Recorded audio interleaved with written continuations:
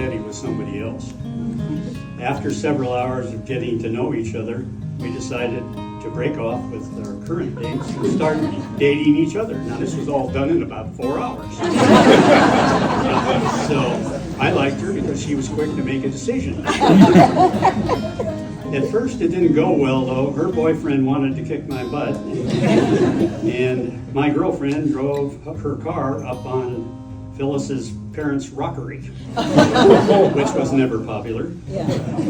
So things settled down, and we dated only a few months before we decided to get married. I was 19, making $80 a week, and she had a job at a small newspaper making $60 a week. So we were flush. We thought we were flush anyway. The rest is just history. Every day was an adventure from there until now. There's not one regret. I'll miss her every day. Trust my life. She was special, and so was our life experience together. I love you, Phyllis. Thank you. Encourage us to strive. Your laughter, wisdom, and strength showed us how to thrive. Your tender heart and generous spirit taught us all how to live. Your passion, spunk, and resilience conveyed to never give in. Our hearts grieve and tears fall without you here by our side. Our thoughts swirl and souls ache, wishing we had more time. Our loss feels unbearable. You touch the lives of so many. Our minds and actions honor you. You will be missed so dearly. We have so many great memories. These comfort our broken hearts. We had an amazing role model, taught us this from the very start. We have an incredible family, a true reflection of you and Dad. We know you are watching over us, helping us to not feel sad. We will honor and cherish you every day as we go forward.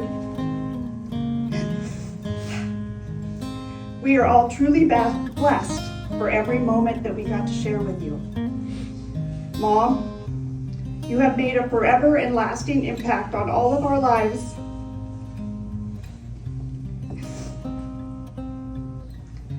Today and always, we will celebrate you for the amazing woman, wife, friend, mother, grandmother, and great-grandmother you were.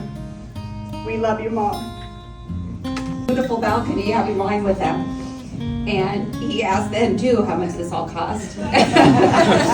And you all know her, she didn't care. But she wanted us to have the best time and to have an experience and to not worry about how are we getting to the airport, where are we having breakfast. She planned everything. We got to our rooms, we all had our own room, the pool in it. It was amazing. Tequila on the counter, always surprised. She always wanted to do for others. She always wanted people to feel seen. She always was my biggest cheerleader, and my son's. You all know I've been through a lot, so she's had many chances to pick me back up. But she's a special woman that we're gonna miss dearly. And she just made the best of every day. And I'm just gonna encourage us all. Live every day, loving the people in your life and not regretting a moment you have with them. Well, it means a lot to me, and I know all the family and my cousins and uncles, and it's gonna be tough, obviously, but I just want to tell you how amazing of a grandma we all had. I remember from the days where we would go watch Jake play soccer games, and then it was Ryan, and it was Matt at his football games, and me playing tennis, and Josh wrestling, and none of us had any sort of idea what was going on, but it was awesome. And so, just no matter what we were doing, we would all go get together and watch Taylor play her basketball games when she was growing up. Like, there was never a time where Grandma didn't want us all to be together and be happy. And I think that, you know, even though it's raining, like I say, like, it's Grandma shedding her tears, that she's happy that we're all together here right now. She just wishes she could be here with us, but I know looking down, she'd be so happy and thrilled that everybody's came out for her, and we can really, you know, obviously I know she feels how many people care for her and are affected by her, and you know, just want to say thank you all for coming out, because it means a lot to me and the rest of my family, and we're never gonna go a day without thinking about her. I talk to her every single day, and I know she hears me and answers in plenty of different ways. So, you know, just for all my cousins, I know they're all doing it every day as well, and for all y'all, I know, just hug your family close and show them how much you really love them, because there's amazing people in this world, and we all have our own special touch, and as long as we can really, you know, try to find the good that we can find in ourselves and in our hearts, I think the best shines amongst everybody else, and everybody else comes out for that reason. So thank you all again, and yeah. Ty or April. The only other thing I have to say is, when I met Phyllis on the tennis court, I was like, how do you play in a sparkly headband? It looks so amazing. I have never seen a better looking princess on a tennis court than her. Do it, and it was the brutal downhills, and in the end, like, we lost all of our but we raised a lot of money and awareness for breast cancer. So thank you, Phyllis, for taking me along. So Uncle Ed and Aunt Helen were our sponsors, because at that time you had to have somebody to support you. And I remember that I was 2 when we came over, and Phyllis was like a good friend, and I sent John some pictures of birthday parties that we had when we were smaller. We drifted apart after we got older, but I remember one thing about going over to Aunt Helen's house was Phyllis always had the best clothes that she would give to me. Her hand-me-down I thought were terrific. And so that is something that I'll always remember, that she was there. She was a best friend for me when I was growing up, before we knew anybody in the States. And so those are happy memories for me, and I still have pictures of us all growing up. So it was a happy time, and I'm glad that we did come over. Anything spoons from your nose, or do crazy things around the dining room table, and whatever. I mean, it wouldn't matter, because she really loved to just be silly and have fun and make everybody feel comfortable, and all the other things that everyone has said, but she could throw a party. And my husband then started looking around, and we ended up buying a house, and it ended up being 5 doors away from them in that first development. And so we had a lot of fun being neighbors there. And then unbeknownst to us, they had bought a house across the street in a different development. And then we started looking in that same development, and then it turned out that we were neighbors right next door to each other. And yes, you did accuse us of following you eventually. But I'll tell you, it was really, really fun to be their neighbor. And since they've left that neighborhood, we've really, really missed them. But yeah, she always was so inviting, John and Phyllis both, and we would have so much fun, you know, sitting in the backyard or meeting them somewhere for really a lot nicer wine than we ever drank. John used to give me a hard time about that, but it was so much fun. And her legacy is her family and friends, and we're so blessed to have known her and to have shared life with both of them, and we'll miss her very, very much. But because I work for a collection agency, and so I went in to see Phyllis when she was working with the business, and I made a presentation to her on turning over her bad checks. So I feel it's sort of positive, because from then on they became very successful in business. And she was lovely, and she did turn a number of checks, etc., over to Grimm Collections, who is now owned by my son-in-law, David Grimm. So it's amazing how things turn around. I didn't know who they were at first. And then my son started working at the Burger King. And so did Sherry. And they were getting together. And then I finally realized that John and Phyllis were her dad and mom.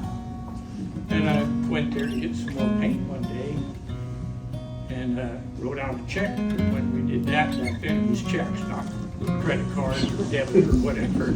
Anyway, so I handed the check to her and she looked at it. She said, "You have a son named Mike?" And I says, "Yeah." "Well, why didn't you tell us?" I says, I'm just doing business." She got a big smile on her face and almost jerked me across the counter to say hi. So from then on, I realized just how friendly and smiling she was all the time. I mean, even to people she didn't know, she would just beam the room with smiles. So that's been quite a long time ago. A few grandsons. Anyway, but I've enjoyed her every time we've seen each other. In fact, when she had the cancer, I talked to her, and I didn't believe she could smile, but she still smiled. She was a very strong woman. All the time. All the time. So, very bless her heart, and God take care of her.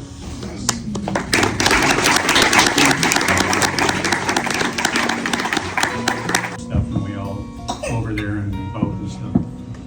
And they were having a fundraiser down at the park, and it was for some kind of cancer research. Yeah, I think that was the first one. And so she went down. She said, "I'm going to go down and donate," you know. And so she went down and donated, and I didn't think anything about it. And then I thought, well, I should donate too, you know, because I got my own checking account, so I'll go down. So I went down and wrote a $5,000 check. I thought this would be really nice. This is a really good cause. And I wrote the check, and the guy said, "Are you sure you want to do this?" I said, "Why?" He said, "Well, your wife gave $10,000.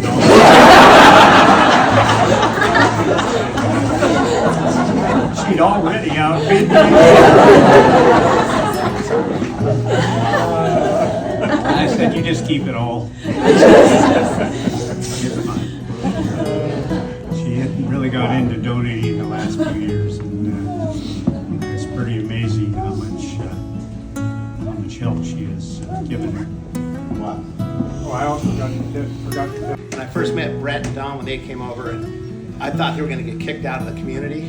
All the burnouts and crazy things going on. It was awesome. I loved it. But I'm like, oh, it's going to slow down. But then they moved down the street from me, and Phyllis heard about the cancer research, and she was a big donator for that. She filled the booth. I do a festival for burn children. She's a big sponsor of that as well. And I just can't. And she never wanted any notoriety. She was just quiet. She's getting it done. I think I gave Brett credit the first year. But anyway, just a big heart, very humble, very loving and giving. Very proud to know the whole family. This is my daughter, Sophia. Hi, Sophia. Grandma Phyllis is the only great granddaughter. So she was spoiled just a tiny bit. But I just really appreciate everybody being here today. It's awesome to see kind of everybody coming back together. You don't drop that. Fluency. We're working on potty training. It's all sorts of fun. But it's just been amazing to hear how Grandma touched everybody. She was always there to pick anybody up, listen at any time, call her morning, middle of the day, evening, night, didn't matter. She was always there to support and be there and love on everybody that she could. And it's just amazing to see that extended out to everybody else around her, everybody else that was in her life, and she just tried to positively impact everybody, no matter what she thought maybe, better or worse. She was there to help you through kind of any challenges in your life, and it's just amazing. One of the things that kind of touched on earlier about, she's always kind of around, kind of helping in different ways. When I was up seeing her the last time, one of the things that her and I chatted about was She always made the world's greatest food. And no matter what the event was, there was always tons of food left over. Well, Grandpa wasn't always the most helpful in the kitchen. And so what her and I talked about, and it popped up today, this morning, we have a family group chat, as I'm guessing most people do. But Grandpa said in there, well, I worked on my first 4 poached eggs today. And that was one of the things that Grandma and I chatted about, was that Grandpa was going to have to kind of work on his cooking skills, because he loves hot dogs, but I need to do something else every now and then. So, I really just appreciate everybody being here. It's amazing to see you all. Thank you.